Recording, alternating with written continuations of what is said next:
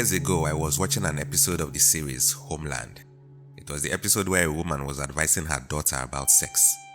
The advice made no sense to me morally and logically, and I had heard this advice from parent to child on different television shows already. I believe that any reasonable parents would not advise their child in this way. But I already understood that most Hollywood series were designed to shape society negatively. And many parents were learning how to be parents from television. Now in this episode, the parent told the daughter that she should not give her body to her boyfriend until she felt ready. I had to squint. So, your daughter meets a boy today. He wants to have sex, but she's not sure she should. He tries unsuccessfully to convince her, but she is uncomfortable. He restrains himself in hopes he will be lucky some other time. You find out about this, but instead of telling her not to have sex with someone she is not married to, or she should not have sex with a man who obviously will not marry her, you tell her to hold it off until she is ready. So, what if she's ready tomorrow or next week? What difference would it make if she was ready the day the boy tried to get with her and she was not ready? She sleeps with him when she feels she's ready. She gets pregnant. The boy panics and wants nothing to do with her anymore because he is too young to be responsible for a child. Okay, let me guess. Abortion is the next available option. If you fear God, I hope you realize that your punishment for not being a responsible parent and sacrificing your grandchild's life can lead to your damnation.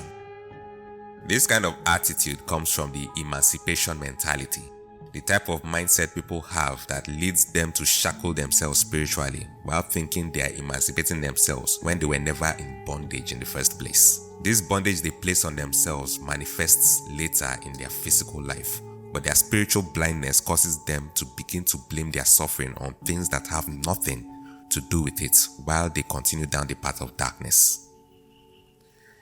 Many people have begun to infuse this type of thinking into their philosophy of life, especially when they can correct their neighbor they see is about to do something they shouldn't do.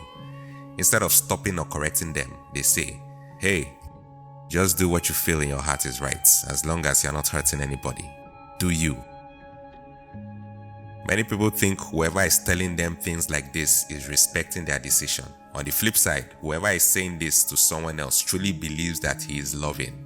But this is the most unloving thing you can say to anybody, and you both will suffer the consequences of this sentence later in life. If you don't repent of it, it will be worse even on the day of judgment. To understand why, we must look more closely at the comments. Many people in the current generation are growing up without a religion. Religion, even those that are not Christianity, provides a moral compass for those following it, like knowing and differentiating right from wrong, learning how to treat people, avoiding an immoral lifestyle, etc. Without religion, people begin to look to themselves and decide what they believe is right and what they believe is wrong. And what happens most times is that these conclusions are arrived at through the lens of concupiscence. When that happens, they can decide that many wrongs are correct and many right things are wrong because no religion guides their broken human nature.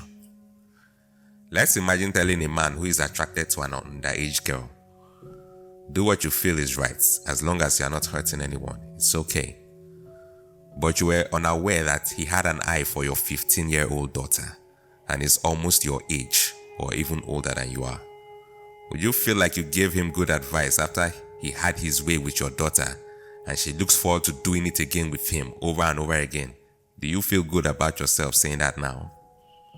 How about giving the same advice to someone who wants to kill random people?